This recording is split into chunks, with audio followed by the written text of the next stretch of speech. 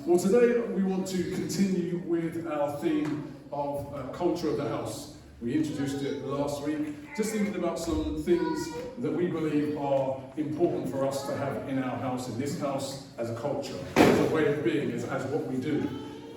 Things that are that's just how it is. When you come into this place, into our house, we say, this is how it is.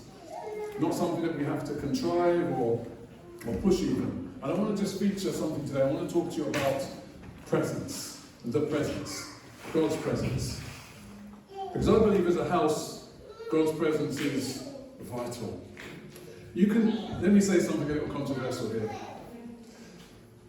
Maybe it might be controversial to some, not to others, but you can do church without God. You can do church without the presence of God, you can. Because we can do our stuff, we can have our program, and we can go through the stuff. We can do that. I've been in church long enough to know that that's the case. And that we as human beings can just go about our business and not include God. God can just be on the sidelines watching. And at different points, let's put our hands up and admit that's sometimes how it is, isn't it? That God is on the sidelines watching us do what we do. And we're just getting on with it. But in this house, in our church, we don't want the presence of God to be something that's on the sidelines. That's kind of a nice little optional extra. Cherry on the top. God's presence was here. No, it needs to be the main ingredient. Like if you don't have sugar in a cake, it's like, what are you doing? You know the difference, don't you? When there's no sugar in the cake, you think, there's something wrong here. It has to be in there. It's not just a thing you add on the top to say, well, that just finishes it off, doesn't it? That little blob of cream that you put on top of the cake, that finishes it off, doesn't it? No. The presence of God isn't that. And it isn't that for us, we don't believe. It's not one of those things, it's an essential ingredient, I believe, for people of faith. That's what it should be. So I'm going to read from the story of Exodus. We're going to explore a story here of Moses in the Bible, Exodus 33. We're going to have a look here very quickly at the story. What I want us to do really is take a moment really to action this a little bit. But let me just set this up with just these thoughts from Exodus. Exodus 33 we're going to read from. So we have Moses here. We're going to read a few verses here, 1 to 6. And then just set this up a little bit for you. And if you know it well, then hopefully it will be easy enough for you to get that. So Exodus 33, verses 1 to 6. Again, thinking about this idea of the presence of God. Then the Lord said to Moses, leave this place, you and the people you brought out of Egypt, and go up to the land I promised on oath to Abraham, Isaac, and Jacob, saying, I will give it to your descendants. I will send an angel before you and drive out the Canaanites, Amorites, Hittites, Perizzites, Hivites, and Jebusites. I'll always say that once. Go up to the land flowing with milk and honey, but I will not go with you, because you are a stiff-necked people, and I might destroy you on the way. Verse 4, when the people heard these distressing words, they began to mourn, and no one put on any ornaments. For the Lord had said to Moses, tell the Israelites, you are a stiff-necked people. If I were to go with you, even for a moment, I might destroy you. Now take off your ornaments, and I will decide what to do with you. So the Israelites stripped off their ornaments at Mount Horeb. Heavy stuff. It's not a very positive beginning, is it? To think God talking about people like that and saying, stiff-necked, I don't want anything to do with you. It's not good. However, let's see the context here. In chapter 32, so we get to the chapter before, the lead up to this, in the previous chapter, the people basically, there was a lead up to this. There was a point, as a parent, sometimes you get to a point, don't you, with your children, and those of you who have grown up children, you've got to that, and maybe still get to that point with them, you think, enough. Well, God had got to that point with the people here. And the reason for that was this. In chapter 32, if you go back, it says basically what happened, to summarize for you, the people got impatient. Moses went up to the mountain to seek God and to get God's voice on what to do with the people. So this is what Moses would do. He went up to the mountain. So this is chapter 32 now. He's still on the mountain. From chapters 24 to 32, Moses is up on the mountain. And if you read it for yourselves, there's lots of information there you see about what the conversation that Moses has with God on the mountain. There's 8 chapters of Moses on the mountain. So in the meantime, the people are down there doing their thing. And we read in verse 32, in chapter 32, we read that the people effectively got impatient, saying, where's Moses? What's going on? He hasn't been around since chapter 24. Obviously, they didn't have chapters then, but just imagine, So he hasn't been around since chapter 24. What's going on? We're now in chapter 32. What is he doing? Where is he? And so they decided to set up their own thing. They thought, you know what, let's just set up something else. So they decided to set up a gold idol. And they set this up, and Aaron, Moses' assistant, helped them. I mean, you know, that's a whole other story there now. So they basically set up this idol, and then they said, okay, you know what, that idol's going to get the credit for what happened to us. Worship this idol because he's the one that got us out of Egypt. What? What?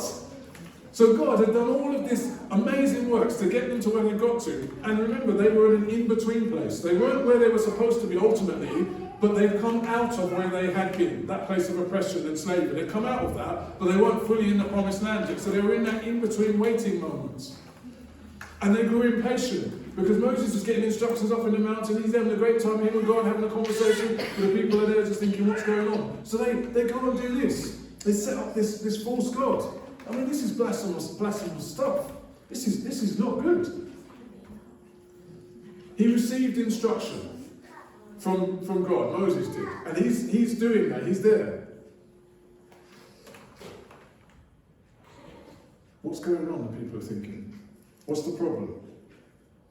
So, when we get to Exodus 24 now, and then let me just set up this in terms of Exodus 24. It says, the Lord said to Moses, come up to the Lord, you and Aaron and Nadab and Abihu and 70 of the elders of Israel. You are to worship at a distance, but Moses alone is to approach the Lord. Others must come, others must not come there, and the people may not come up with him. So that's chapter 24. That's the setup there. So we have this situation of tension and uproaring, or sorry, should I say uprising from the people, because they're impatient. So this brings us to chapter 33 now, that we've just read, the first few verses of. So impatience, struggle. Moses is not aware of really fully what's going on, but he becomes aware, he becomes aware. And God has had a conversation with Moses saying, do you know what, I've had enough of these people. Just enough. You can go into the promised land, but do you know what? I don't really want to go with you. Just go by yourself. Because you've been so impatient, I think I would maybe have to do something if I went with you. How many can relate to that as parents or as husbands and wives who just can't say, no, of course you can't. Of course you can't. Only me. I'm getting looked at now. I'm going to look now that says, yeah, you're going to pay for that later. So, when someone, sometimes maybe you want to give something to somebody, maybe to your children, and you know that you're going to give it to them, you're getting it ready, and they're so impatient about it, don't they? And in the end, you get to the point where you give it to them, and all the joy has gone out of it. All the joy has gone out of giving it to you, so you know what, fine, take it. You were joyful at the beginning, you think, they're going to get this. And God was great at the beginning, thinking, God, I've brought them out of Egypt, I'm going to take them into here. It's going to be good. But now he's got to a point saying, do you know what, enough's enough. They're just too impatient, I can't do this. So Moses is in this situation of being in between God and the people. He's the go-between man. And God's speaking to Moses saying, look, your people, what's the problem? Now, this is where we have the context when we think about this idea of the presence of God. This leads us into Exodus 33, verses 7 now to 11. And what I find interesting about this is the story that talks about how Moses set something up. And you might know it very well, in your Bibles it will probably be titled the Tent of Meeting. The Tent of Meeting. So in the context of all of this that we've just talked about, we find this situation here, where in Exodus 33, verses 7 to 11, we read this. It says, now Moses used to take a tent and pitch it outside the camp, some distance away, calling it the Tent of Meeting. Anyone inquiring of the Lord would go to the Tent of Meeting outside the camp, and whenever Moses went out to the tent, all the people rose and stood at the entrances to their tents, watching Moses until he entered the tent. As Moses went into the tent, the pillar of cloud would come down and stay at the entrance, while the Lord spoke with Moses. Whenever the people saw the pillar of cloud standing at the entrance to the tent, they all stood and worshipped, each at the entrance to their tent. The Lord would speak to Moses face to face, as that one speaks to a friend. Then Moses would return to the camp, and his young aide, Joshua, son of Nun, did not leave the tent. It's a whole story in that. How Joshua stayed in the tent. But Moses set up this tent. Now, what you have here is you have this whole story leading up to the frustration of the people and creating an idol, and all this kind of stuff is going on while Moses is up in the mountain. That's all going on.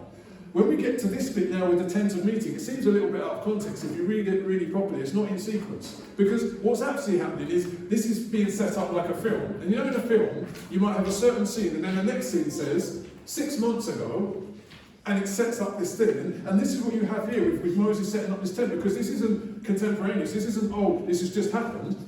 It says, and Moses used to take a tent, used the tent, and would pitch it outside the camp. So Moses is up in the mountain while we're reading this. That's what's happening. We're reading this in the context of Moses up in the mountain. So when did he do this? Well, we're not quite sure, but we know that he'd already done this. He'd already done this when he'd gone up into the mountain. This was already part of his practice. So this is like a meanwhile, Moses used to do this, is what we see here. This was a matter of course for Moses. This is just what he did. He set up his tent of meeting. What was the tent of meeting? It was the place of the presence of God. So he's in a place of testing and stress and trial and having to lead these people from Egypt into the promised land. What does he do? He sets up this tent of meeting for the presence of God, to go and meet with God. He sets this up very deliberately. Now note, he doesn't come down from the mountain until chapter 34. So chapter 24 he goes up. He doesn't come back until chapter 34, but in chapter 24, so we've got 10 chapters of him up in the mountain. I don't know what that represents in terms of timeline. Bible historians who could tell you what they believe it would have been. Probably not that long, but long enough that the people got impatient. But in the meantime, Moses had already set up a provision to meet with God. The presence of God. He wanted to go and meet with God because he knew the importance of it. He understood the vital nature of the presence of God for him. And what I find interesting about this tent of meeting is, the picture that you see is that Moses goes into the tent, and then it says that all the people will come out going, and you imagine it probably would have been this little whisper, this little Chinese whisper, Moses, go into the tent, he's going into the tent. He's just gone past the tent. He goes, and then you hear that rustle. Oh, he's just gone past the tent. Somebody else sees him going in. Oh, he's going into the tent of meeting. Oh. And it tells us they got out and they watched him go in. Now, what's interesting about this, it says, anyone inquiring of the Lord, this is in verse 7, would go to the tent of meeting outside the camp. It was available for anyone. So why was it such a big event when Moses went in? I think probably in reality, not that many other people went in. I think it was probably mostly Moses. I have no evidence for that specifically, but I suspect that's the case. That it was such an event for Moses to go in because nobody else really went in. It was still that, the presence of God.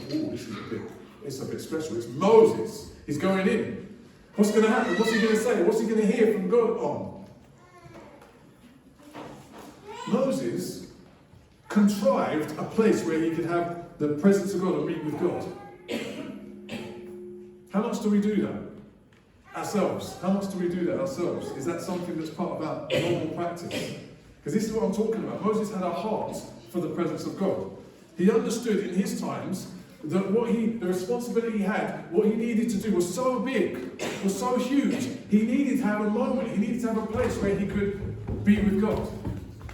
A moment just to, let me just think. I just need to hear from God. Please. So Exodus 33 verses 12 to 15 now, we read on. It says in verse 12, it says, Moses said to the Lord, and this is the conversation now. Remember, this is still the conversation he's having on the mountain with God. So we come back now. We've got the meanwhile bit done with the tent of meeting. Meanwhile, this is what Moses did, and this is his practice. We now come back to the present time when Moses had a conversation with God. So verses 12 now, back to of Exodus 33. Moses said to the Lord, you have been telling me, lead these people, but you have not let me know whom you will send with me. So he's stressed. Moses is stressed. He's thinking, what's going on? This is a lot. You have said, I know you all by name. You have said, I know you by name, and you have found favour with me. If you are pleased with me, teach me your ways, so that I may know you and continue to find favour with you. Remember that this is your nation, your people. The Lord replied, my presence will go with you, and I will give you rest. Then Moses said to him, if your presence, and this is the bit, this verse here. Then Moses said, if your presence does not go with us, do not send us up from here. I'm not interested in doing this if your presence isn't with me. I can't do this if your presence isn't with me, is what he's saying. Verse 16, again, a vital point here. How will anyone know that you are pleased with me and with your people unless you go with us?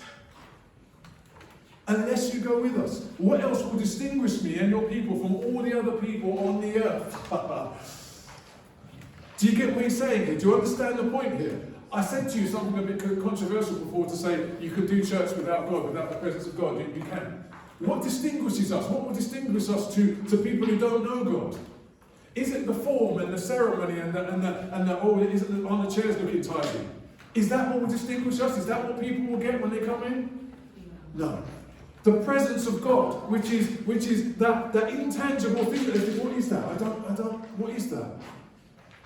It's the presence of God. And for us in this house, we want to be a people that just say, yeah, that's what we're about. We're about the presence of God. We don't want to rush away from the presence of God. We are here for the presence of God. We are here in the presence of God. Moses understood in his conversation with God, he said, my presence, God has said to him, my presence will go with you. Moses needed that reassurance. He needed that, God, I need you with me. How many times have we prayed something when we go into a situation, God, just be with me. I need you in this situation. Moses was there, and God reassured him. God reassured him. Let's not be coming to church or being anywhere and just thinking, oh yeah, we're just going to do our thing and then we'll go home and this. We have to want more than that. We have to want more than that. I always want more than that. Moses didn't seek the presence of God for himself. It wasn't just about himself, because he said, if your presence does not go with us,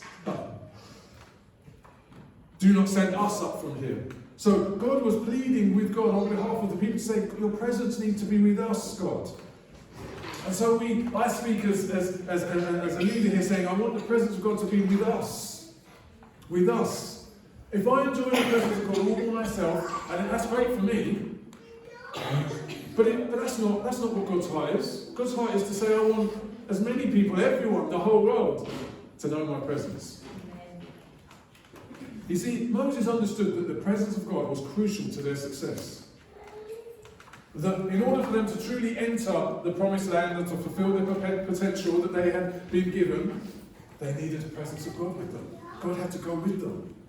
He couldn't just be an add-on and a kind of, oh yeah, maybe just tag along God, and he had to be there, right at the centre. God with us. Emmanuel.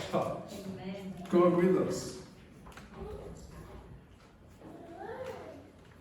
So Moses was under pressure. Moses is in between God and the people, and had a responsibility to lead them into the promised land.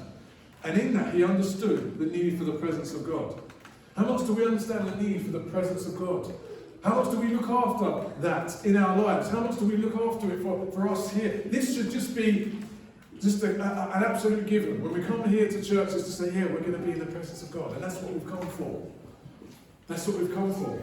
We've not come for the form and the order and anything. We've just come for the presence of God and what that will do for us and what that will do in our lives. The difference that will make. Because just singing songs and just standing and sitting and just, is not it. The presence of God must be there. Amen. The presence of God must be there. It's crucial. It's vital. So, let me talk about 3 things that Moses did when it comes to the presence of God. We're very clear in this story, in the context of his trial and his challenge, that he did this. Number 1, he made space and time for the presence of God. He made space and time for the presence of God. That's what Moses did. He was deliberate about it. The tent of meeting was a deliberate, contrived thing that he did to say, here's the presence, I want to be in the presence of God. And here is that space, here is that shape for me to be in the presence of God. And for anybody else who wants to be in the presence of God, by the way, because it said he was set up for anyone to go and inquire of God. Let me say this. Again, maybe a bit controversial, maybe a bit all. So I apologise, but then I don't apologise. I apologise, then I take it back.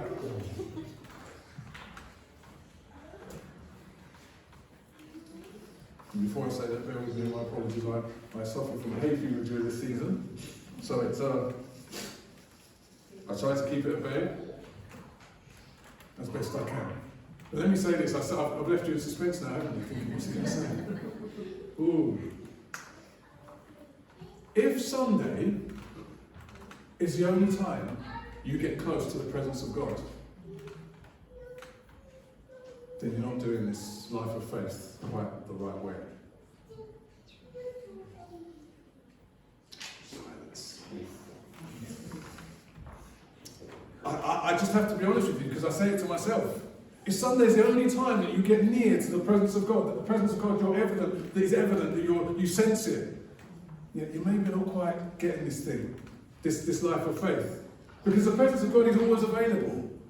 Because God is always available. And so we can capture it in a moment like this on a Sunday, it's great, but God is there every day. Amen. Every day. His presence is available every day. The Bible says His mercies are new every morning. As soon as you get up in the morning, His presence can be there.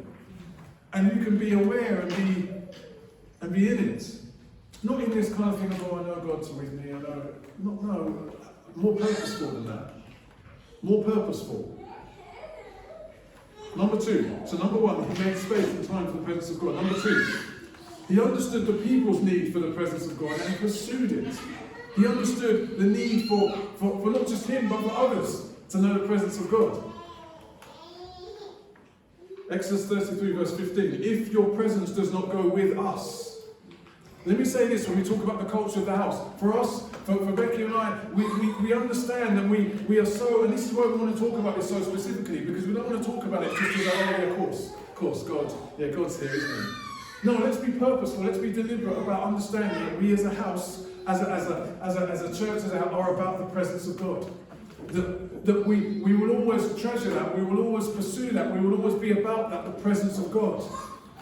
That whatever space we come into, whether it's midweek, whether it's here, whether we're tired, whether we're dark, whether it's hot, whether it's cold, we're just about the presence of God. And God's not concerned about whether, it's a bit cold, isn't it? Or it's a bit hot, isn't it? It's like, we are. But God's like, my presence is here anyway. Just enjoy me. See what I can do for you in my presence. I am here. So Moses understood and he pleaded with God and interceded with God on behalf of the people to say, your presence be with us. And finally, he regularly visited the presence of God. Because it tells us in those chapters, those verses there, Exodus 33 and verses 7 to 11, it tells us that it was the thing that he did. It said Moses would go. It says when Moses went to the tent. So it wasn't like, Moses went to the tent once and that was it. It wasn't like, that was a special event, he only did it once. It says when he went to the tent, as was his, when it says that Jesus went into the temple, isn't it? As was his custom. This was Moses' custom, to go into the tent, to visit the presence of God. And like I said, this is what I'm talking about, that he was purposeful. Because we understand in our modern, maybe vernacular of faith, that God's with us always, He's always with us. And in the Old Testament, there was very much a lot of form and shape about things, and you had objects and you had places that were attached to the presence of God. And it was about symbolism. That wasn't God restricting Himself, saying, this is only where I can be. But it was for us. It was more for us that He did that. So we understood. It was to help us. But Moses contrived a place and said, I'm going to go and be with the presence of God. Will we do that? Because this is set up for you. Sundays is set up for you. Chairs are set out and PA's all there and we come and worship and somebody comes and leads worship and somebody preaches and it's all, the table is laid out for you. Like in Psalms it says, you lay a table before, you prepare a table before me in the presence of my enemies. Hope there's no enemies here, are there? You prepare a table, it's all prepared for you on a Sunday. What do you prepare for yourself during the week? When it comes to the presence of God. I say it to you as I say it to myself. What do we prepare for ourselves for the presence of God? Those moments. God doesn't need long. He doesn't need long. But He just needs you to say, invite you in.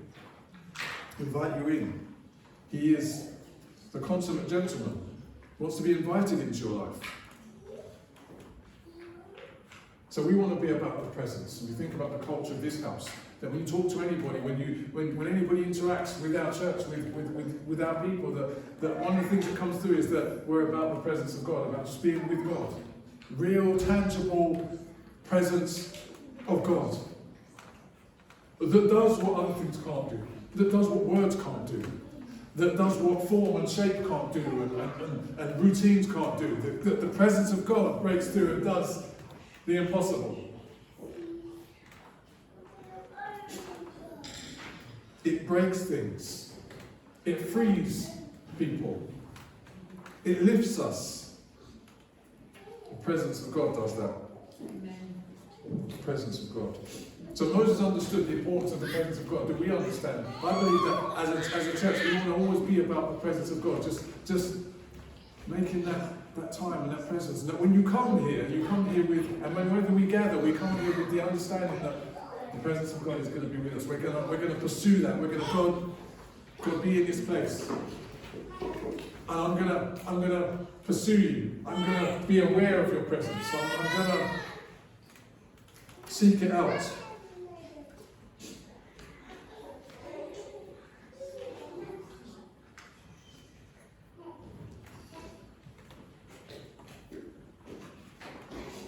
I want us to take a moment really, just to because we can talk about and Paul the Apostle spoke about the fact that I did not come to you with words with wise and persuasive words. I came to you with a demonstration of. He understood that the words were great. Indeed, Paul the Apostle did a lot of writing, a lot of speaking. That was part of his role as his mind. But actually, there came a point where you had to experience, you had to do, you had to be in the presence of God. You had to pursue the presence of God. You had to not just speak about it. So we're going to take a moment to do that now. I'm going to ask. I've got a video. It's a song that I listen to at different points, and often if I want to just have, this is almost like my tent of meeting moment. Often is this song, and many songs, but in particular this song. And it just talks about this idea of the presence of God, and I want us to take a moment just to be in the presence of God. We're going to be very deliberate about it. And I'm going to say this to help some of you. Maybe it'll help some, maybe it won't, but I want to be quite deliberate in this because we can be in all kinds of different places when we come here on a Sunday, but the idea is that we hopefully, there's that moment of focus about God. Because we go out to all the stuff that we're doing, but we come in, we carry that stuff with us, don't we? And there's a moment here for us to maybe just pause. So I'm saying this to you, that the video is about 9 minutes long. We're not just going to be that long. Just to help you, if maybe you're thinking, oh man, you know. It's about 9 minutes long. We're not just going to be that long, but we are going to take a moment just to pursue the presence of God, just for a moment. Because God is always ready, right there. Let's go, God's like. When you give him that space. So Mark's just going to set up this video. I want us just to stand actually as we listen to this, because I want us just to engage in this. I don't want this to be an exercise of watching. I want you to engage. Just take a moment. I'm going to come off the stage, and we're just going to engage and just follow and just enter the presence of God just for a moment, and afterwards I'm